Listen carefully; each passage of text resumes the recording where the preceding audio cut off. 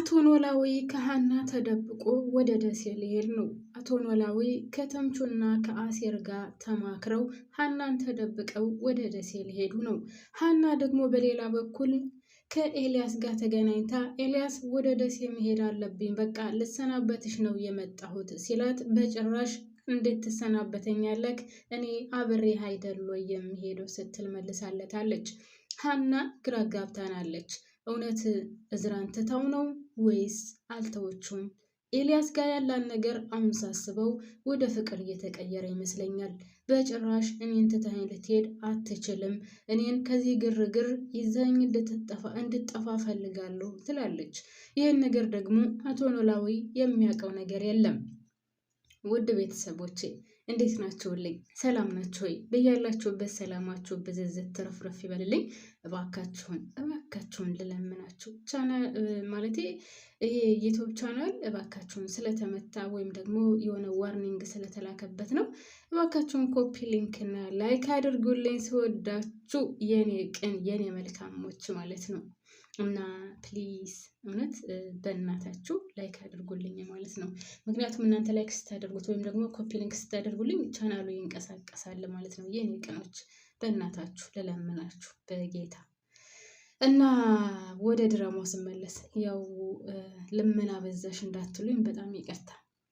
ለማንኛውም አቶ ኖላዊ እንግዲህ ከማነው ስሟ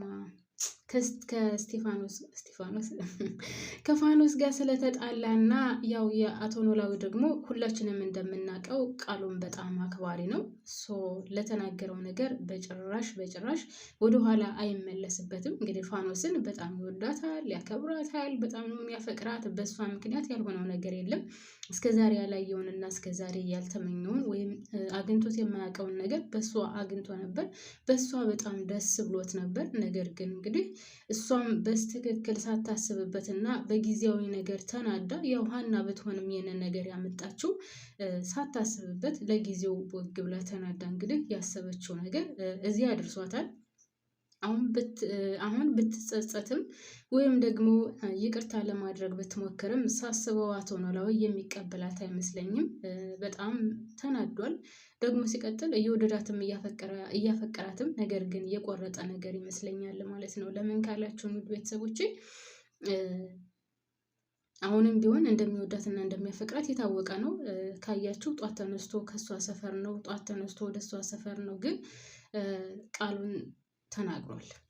ከአሁን በኋላ እቤትሽ አልመጣም፣ እፊትሽ ቁሜ አታይኝም ብሏታል። እሱ ደግሞ ያው ቃሉን እንደሚያከብር የታወቀ ነው። በሌላ በኩል ወደ ቤተሰቦች እንግዲህ ሀኒቾ ወይዘሮ ልበላት ከፋኖስ እግር ስር ወድቃ ይቅርታ ጠይቃታለች። ፋኖስ እባክሽን ይቅርታ አድርጊለት አባዬን፣ ከአንቺ ርቆ መኖር አይችልም። አባዬ በጣም ነው የሚወድሽ፣ በጣም ነው የሚያፈቅርሽ።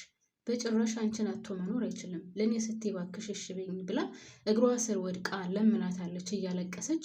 እንግዲህ ይህን ነገር እሺ ብላ ተቀብላታለች። ነገር ግን ብትቀበላትም እኔ ተሳስቻለሁ በሰዓቱ፣ አዎ ስህተት ነበር፣ ትንሽ ማሰብ ነበረብኝ። ነገር ግን አሁን አባትሽን ታውቂዋለሽ፣ አባትሽ ለተናገረው ቃል በጭራሽ ወደኋላ ወደፊት የሚል ሰው አይደለም። ቃሉን አክባሪ ነው። ቃሉን በጣም ያከብራል። ስለዚህ እኔም ከፊትሽ አልቆምም፣ አልፈልግሽም ብሎኝ ነው የሄደው እና አንቺ ስታስቢው አባትሽ እንደዛ ቃሉን የሚያከብር አባት እንደሆነ እያወቅሽው እኔን አልፈልግም፣ በድጋሚ ከፊትሽ አልቆምም ብሎኝ ከሄደ እኔ ይቅርታ ባደርግለት እንኳን የሚመለስ አይመስለኝም ብላታለች። እና እውነትም እስከዛሬ ድረስ ካያችሁ ውድ ቤተሰቦቼ ሀና እኔ የአባቴ ልጅ ነኝ፣ አባቴ ቃሉን አያጥፍም፣ ስለዚህ እኔ በሱ ነው የወጣሁት እያለች በጣም ብዙ ጊዜ ስታወራና ቃሏን ላለማጠፍ በጣም ብዙ ጥረቶችን ስታደርግ አይተናል። ሁላችንም እንግዲህ በዚህ ድራማ ለእያንዳንዷ ክፍል ማለት ነው። ስለዚህ አቶ ኖላዊ አሁን በቅቶታል፣ በቃ ወደ ደሴ ሊሄድ ነው። በነገራችን ላይ ድራማው እያለቀ ይመስለኛል ውድ ቤተሰቦች። ለምን ካላችሁም አቶ ኖላዊ ወደ ደሴ ከሄደ ተደብቀን ቢሆን እንግዲህ ሀናን አትሄጂ ወይም ሂጂ አልላትም።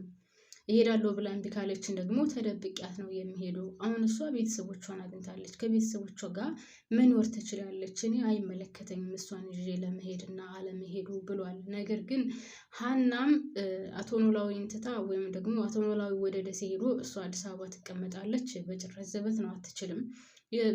በነገራችን ላይ እሷም ከኤልያስ ጋር ልትሄድ ነው ሲጀምር፣ ሁለታቸውም እዛው መገናኘታቸው አይቀርም ሳስበው። አቶ ኖላዊ ከአሴርና ከተምቹ ጋር ይሄዳሉ፣ ሀና ደግሞ ከኤልያስ ጋር ትሄዳለች ማለት ነው። ስለዚህ ያው ማለት አቶ ኖላዊ ለእሷ ባይነግራትም እሷም ለአቶ ኖላዊ ባትነግረውም ሁለታቸው እዛ የሚገናኙ ይመስለኛል እኔ ሳስበው። እና ድራማውም አሁን ወደ ማለቂያው እየደረሰ ይመስለኛል። ለምን አቶ ኖላዊ እንግዲህ ተምቹንና አሴርን ይዞ ወደ ደሴ ከሄደ፣ ሀናም ኤልያስን ተከትላ ወደ ደሴ ከሄደች ድራማው የመጨረሻው እየደረሰ ይመስለኛል። ሲቀጥል ደግሞ ውድ ቤተሰቦች የአቶ ኖላዊና የፋኖስ ግንኙነት እንኳን ቢቀጥል ኑሮ ምናልባት አቶ ኖላዊ አዲስ አበባ የመኖሩ እድል ይኖረው ነበር። ነገር ግን ከአሁን በኋላ ሲጀመር አቶ ኖላዊ አዲስ አበባ በጣም መሮታል። ጥሩ ነገር ካሳለፋቸው ይልቅ የሚታየው መጥፎ መጥፎ ነገሩ እና እሱን ያበሳጨው እሱን ያልተመቸውን እሱን ምናምን ብቻ እንደዚህ ነገሮችን ነው እየታየው ያለው እና አቶ ኖላዊ ከአሁን በኋላ የሚቀመጥ አይመስለኝም ማለት ነው አዲስ አበባ ላይ። ሌላው እንግዲህ ምንድን ነው ማነው ስሙ ተምቹ እንግዲህ ያው ድንብላልን በጣም እንደሚወዳትና እንደሚያፈቅራት ሁላችንም የምናውቀው ነው እና በጣም እየጠበቃን ነበር። ነገር ግን ሊያገኛት አልቻለም። በጣም ብዙ ሰዓት ቁጭ ብሎ ጠብቋታን፣ ሊያገኛት አልቻለም። የእነሱ መጨረሻም በነገራችን ላይ ናፍቆኛል። የተምቹና አሁን ደግሞ እሱ ወደ ደሴ ሊሄድ እያለ ነው። ቆይ እና ድንብላልን ምን ሊያደርጋት ነው? እንደዛ ፍቅር ውስጥ ከቷት እንደምትወደውና እንደምታፈቅረው ያውቃል። በነገራችን ላይ እሱም ይወዳታል፣ ያፈቅራታል። እሺ እርግብንስ ተዋት። ከእርግብ ጋር መቼውንም ቢሆን አብረው የሚኖሩ የሁለት ዓለም ሰዎች ናቸው፣ አብረው አይኖሩም። ግን ድንብላል አሁን ከሱ ፍቅር ይዟታል፣ ትወዷለች። ለእሱ ያልከፈለችው መስዋዕትነት የለም። እሷንስ ምን ሊያደርጋት ነው ተምቹ? አላሰበም ለእሷ ሲል? ይሄ ነገር ደግሞ ግራ የሚያጋባ ነው። ሌላው ተምቹና አሴር አንድ ላይ ቁጭ ብለው ምን አሳይቷቸው ነበር እና እንግዲህ ስለ አቶ መስፍን አሴር የሚያውቀውን ነገር ወይም ደግሞ ከሱ ጋር የተፈጠረ ያለውን ነገር ለምናሴ ነግሮታል። ምናሴ ደግሞ ይህንን ነገር ሲሰማ በጭራሽ አባቴ መጠጥ ሊጠጣ አይችልም፣ ይህንን ነገር እንደታወቃቸው እያለ እንደውም አሴር ላይ እየጮኸበት ነበር። ይልቁንስ ከአባትህ ቶሎ ድረስለት፣ ሌላውን ተውና ሲለው እንግዲህ እየሮጠ ወደ አባቱ ይሄዳል ማለት ነው። እኔ ከምንም በላይ ግን ያሳዘነኝ ማን እንደው ታውቃላችሁ? እዝራ ካሁን በኋላ ባዶውን መቅረቱ ይመስለኛል። ምክንያቱም ሀና እኔ በአንቺ ምክንያት ወይም ደግሞ ማለቴ ኤልያስ ምንድን ነው ያላት? አንቺ በእኔ ምክንያት እየተሰቃየሽ ነው ያለሽው፣ ስለዚህ እኔ መሄድ አለብኝ፣ ወደ ደሴ መሄድ አለብኝ ሲላት፣ ለምን ትሄዳለህ? ከኔን ትተህ መሄድ የለብህም እያለችው ነው። እና እኔ ያለ አንተ መኖር አልችልም እንደማለት ያክል ነው እንግዲህ ይዝኸኝ ወደ ደሴ ጠፋ ስትለው ሰው እንግዲህ አብረው ሊሄዱ ነው። እሱ ደግሞ ግራ ተጋብቷል።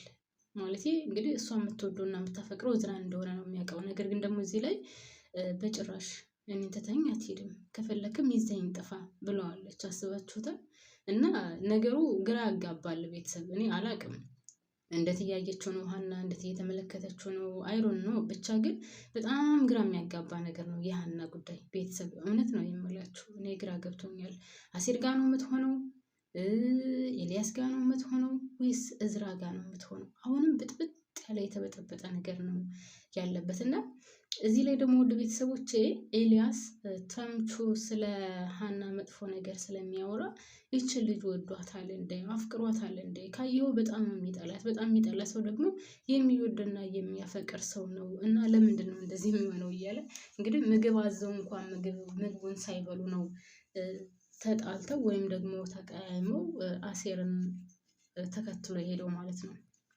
መጀመሪያ ተምቹ ተነስቶ ሄደ ከኤልያስ ጋር ስላልተስማሙ። ከዛ ደግሞ ያው እንግዲህ አሴርም ተከትሎታል። እኔንም ሳጠረጥረኝ መሄድ አለብኝ ብሎ አንተ እንኳን 100% ብትጠረጠርም ትወዳታለህ፣ ታፈቅራታለህ። ከአሴር ተው፣ ሌላውን ነገር ደበቅበቅ ብታደርገው ይሻልሃል ማለት ነው። እና ውድና የተከበራችሁ ቤተሰቦች እንግዲህ የዚህ ድራማ የሆነ ልኩን ያጣ ግራ የገባው ሆኖብናል ማለት ነው። አሁንም ቢሆን ወይዘሮ ሜላት እንግዲህ አልሸነፍም ባይነቷን እያሳየችን ነው። ድራማው ምን ላይ ያልቅ ይሆን? ያው ግን አሁን በነገራችን ላይ ማለቂያው እየደረሰ ነው። ምክንያቱም አሴርና ተምቹ ወይም አቶ ኖላዊ ደሴ ከሄዱ ሀናም ኤልያስን ተከትላ ደሴ ከሄደች ድራማው ሊያልቅ ነው ማለት ነው። እና ማሮቼ፣ ፍቅሮቼ፣ ውዶቼ ስወዳችሁ ቻናሉን ላይክ አድርጉልኝ።